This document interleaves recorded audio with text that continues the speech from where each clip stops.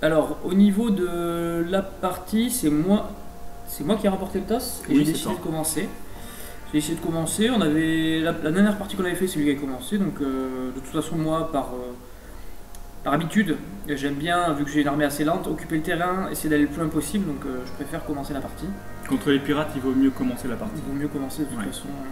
Bon, après, là, ton tiers te permettait d'avoir tous tes upkeeps posés dès le début. Donc, t'avais pas forcément la pression de garder du focus ni rien.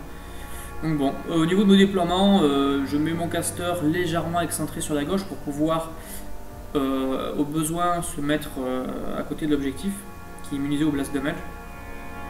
Mais c'était pas vraiment, enfin, il était plutôt centré. Après un déploiement symétrique, donc avec mes monstruosités à droite et à gauche. Les solos, mes agitateurs collés à côté des monstruosités pour pouvoir protéger des tirs. Et donc tout à droite, je mets mes, mes Mindslaver et à gauche je mets mes Mindbender. Le Pistol Vrace sera à l'extrême droite, il sera hors champ de la caméra. Il sera au niveau, on voit la cheminée qui dépasse du champ de la caméra, il sera à ce niveau-là dans ma zone de déploiement. Donc c'est à moi de me déployer maintenant. Je place Fiona au milieu, c'est Jack sur les côtés. Je mets une unité de Sea Dog Crew, celle qui n'a pas de déploiement avancé, à côté d'elle pour qu'elle puisse gagner un point de focus au début de la partie. Donc elle commencera avec 8. Puis après, bon. Voilà, ouais, c'est vrai que dès que tu as un cultiste dans un pouce d'elle, Voilà. pendant la phase de maintenance, elle se réallousse et cette focus. S'il y en a un, hop, elle gagne 8ème. Et Ce qui est comme très voilà. bien. Et avec le premier tiers fait que toutes mes unités de Sea Dogs sont des cultistes. Des unités. Ouais. Donc même les Ah oui, toutes les unités, ouais. tout le monde devient cultiste. Tout le monde devient Tant cultiste. qu'il y a un trooper à côté de toi, tu gagnes ton point, ce qui est intéressant. Alors c'est intéressant oui et non parce que comme elle a une bonne défense, si elle a un pas d'un cultiste, elle peut se faire, voilà, Ça peut permettre de tirer, de tirer placer, sur le cultiste et puis elle l'avoir prend, indirectement. voilà, elle prend les dégâts d'explosion. Bon. Au niveau du déploiement avancé, moi j'ai juste mis mes 3 nains devant. Et toi, tu as fait une longue ligne de Press Ganger et de Sea Dog Crow. Donc les 4 unités au minimum qui sont parfaitement alignées. C'est ça. Et il y a Kay Bylock qui est en bas de la caméra, on le voit Hors pas. champ, donc il fait Hors face. champ, Bizarrement, il fait face à mon.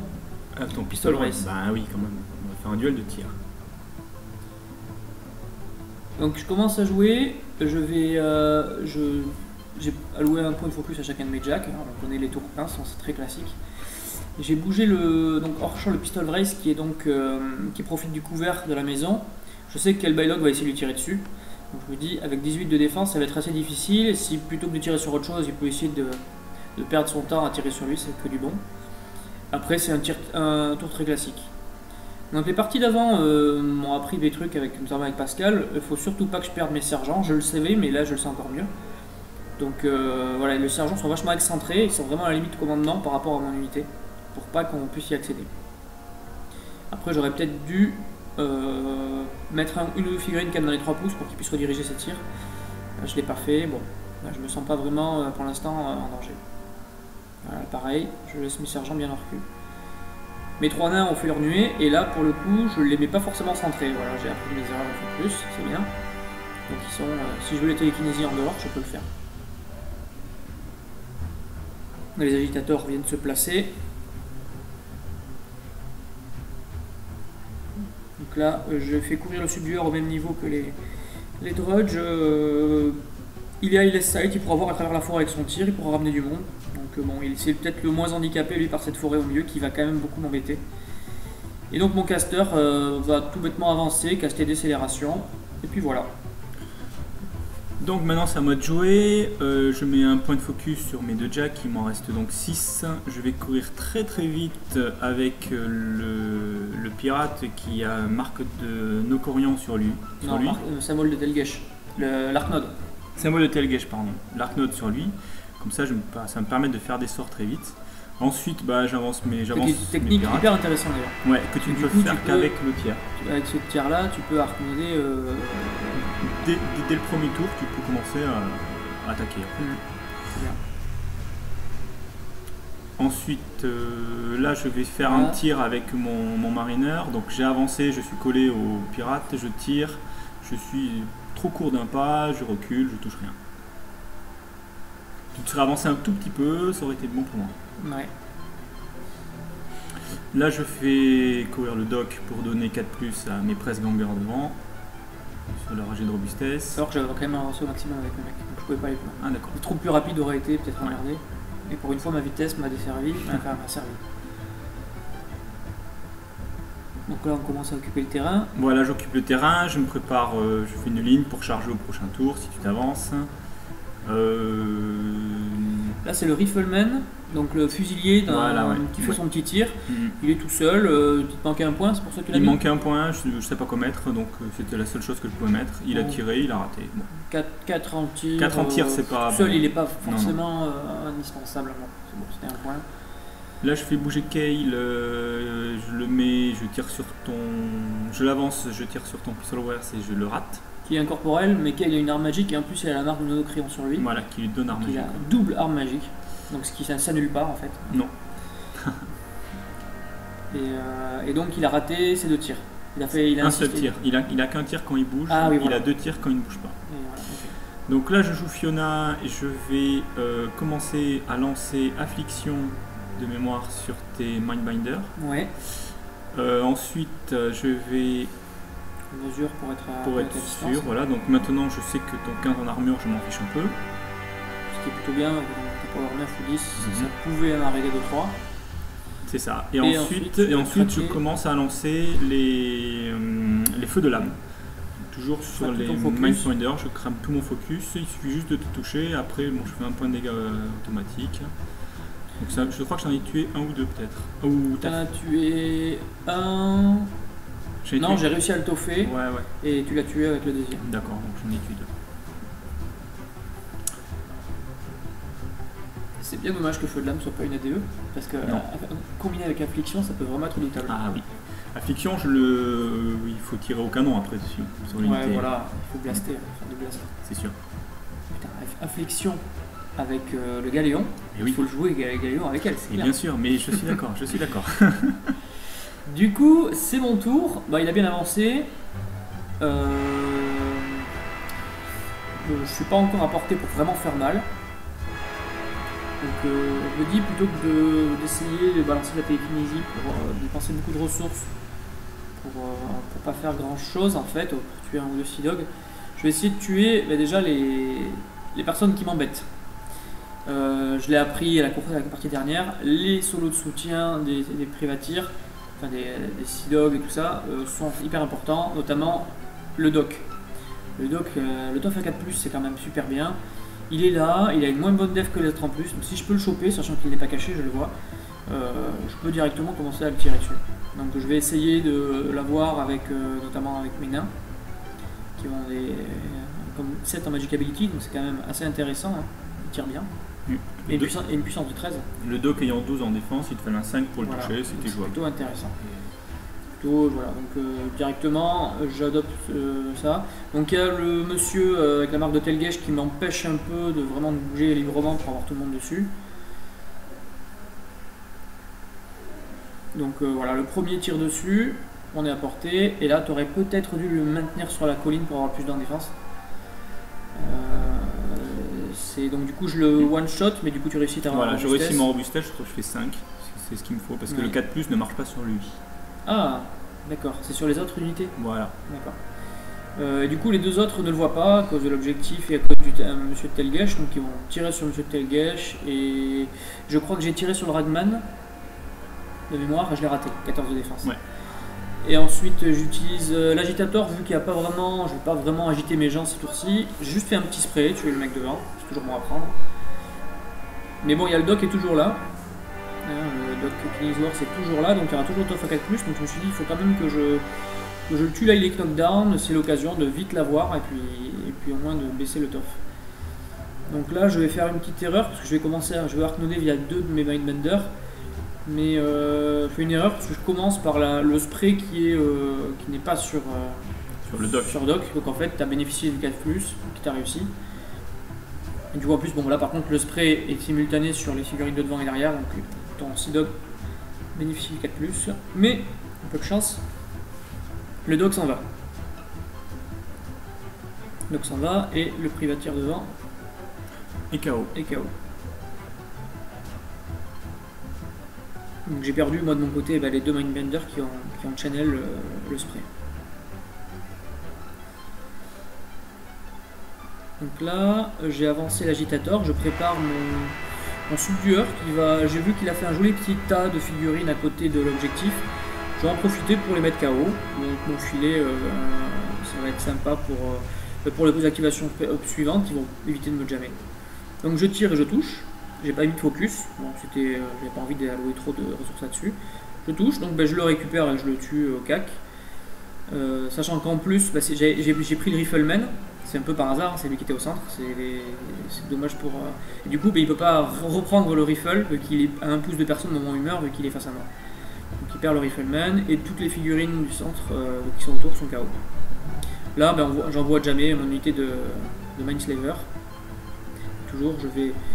Là, donc je vais le mettre à la limite portée, mais voilà, je mets quand même 2 figurines dans les 3 pouces de sa position. Pour des fois que le marineur me tire dessus, je redirige le tir. Donc je suis assez loin pour pas prendre les blast damage, mais je suis pas trop éloigné pour pouvoir rediriger un tir direct. Là, du coup, vu que je sais que maintenant quel Baylock est arme magique, j'ai pas trop de soucis à me faire avec... Enfin, de soucis. Pas trop d'inquiétude avec mon Pistol Race. Donc voilà, je tire sur un dégât qui n'est pas engagé, je le tue, ça me fait une âme. Et je fais avancer mon caster.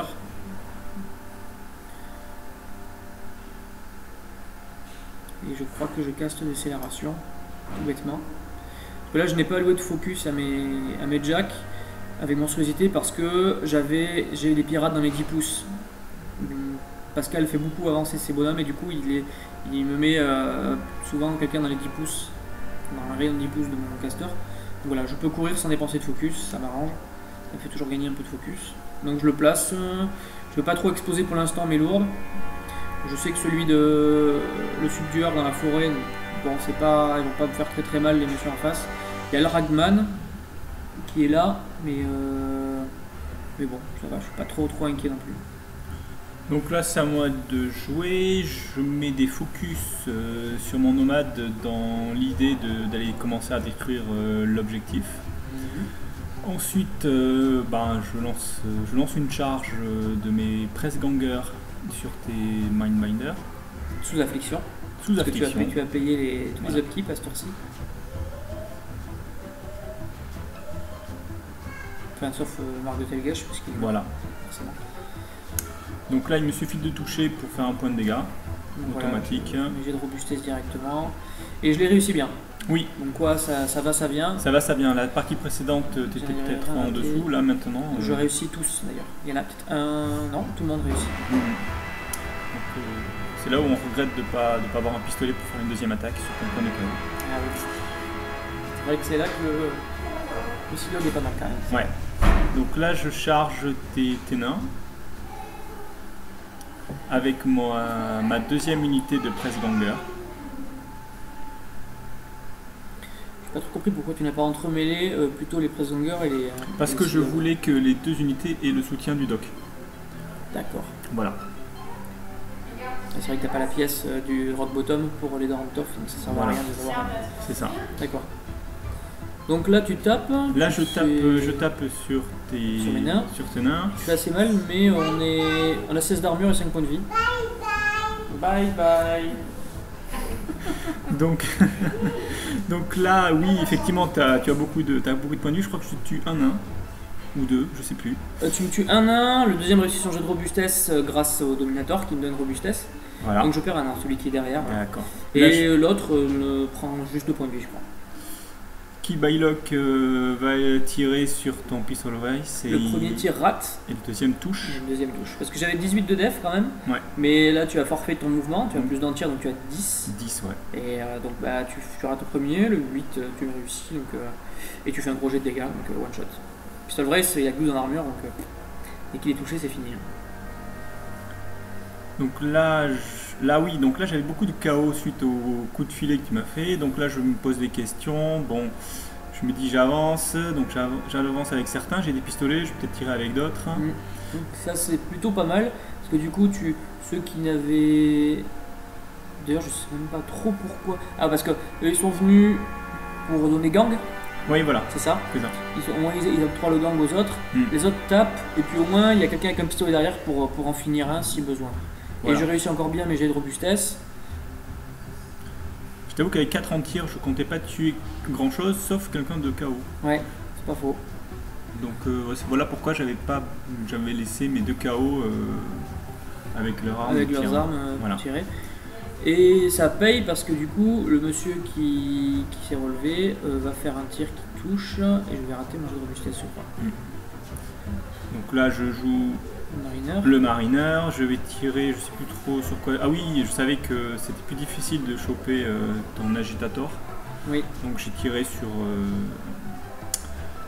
le mind sailor du milieu là.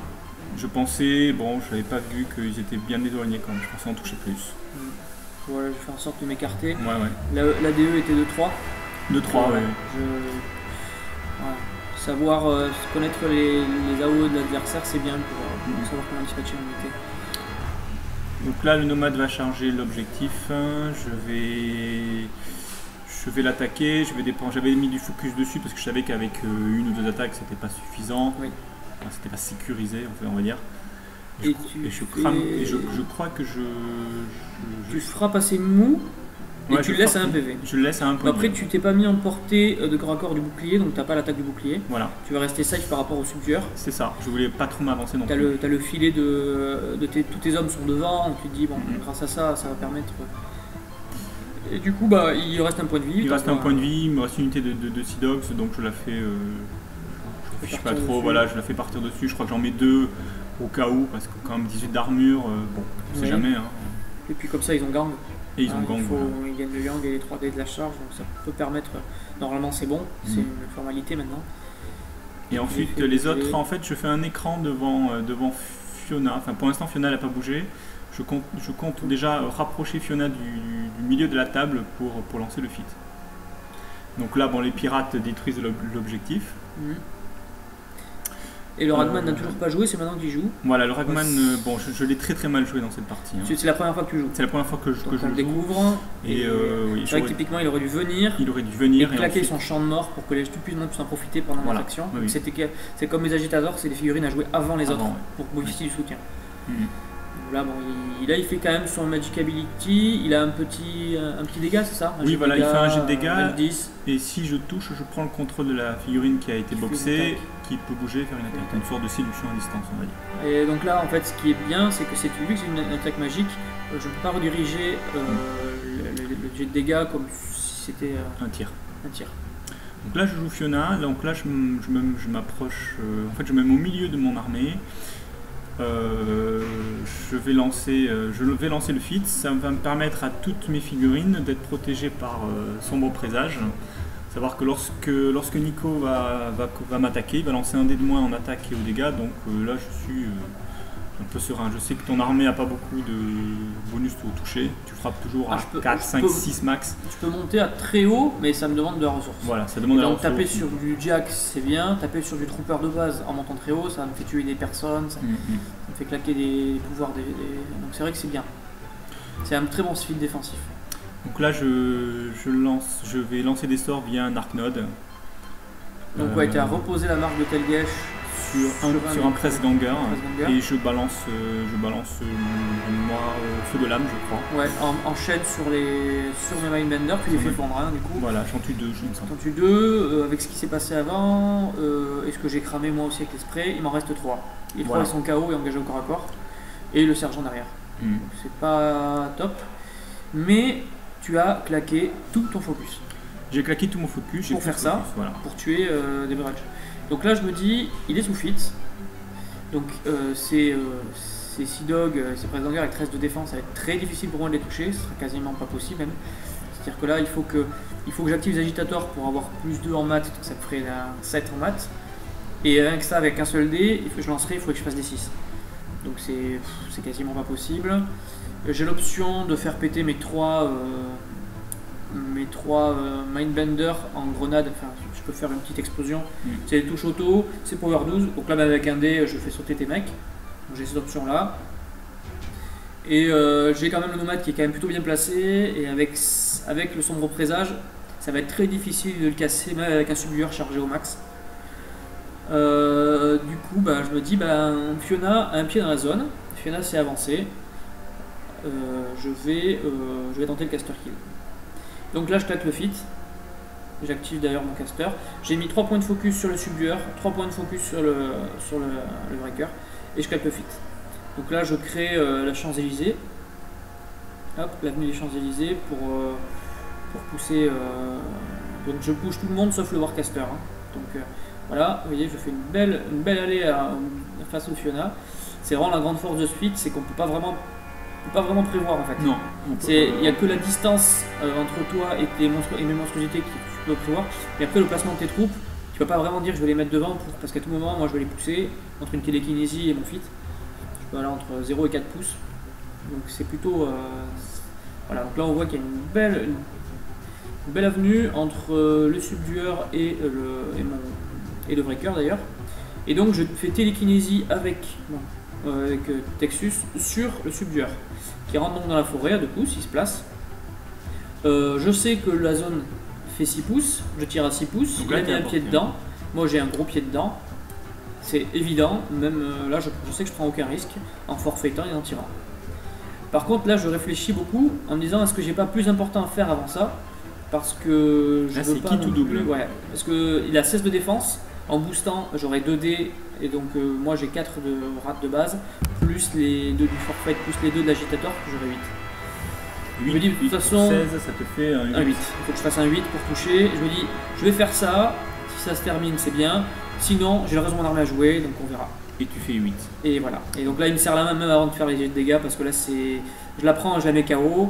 Même avec un seul dé, je pars à puissance 18 aux dégâts. Donc j'ai mis le point de focus qu'il faut et j'ai le breaker derrière, tout ça. Donc, voilà, j'ai réussi à caster kill grâce au subdueur.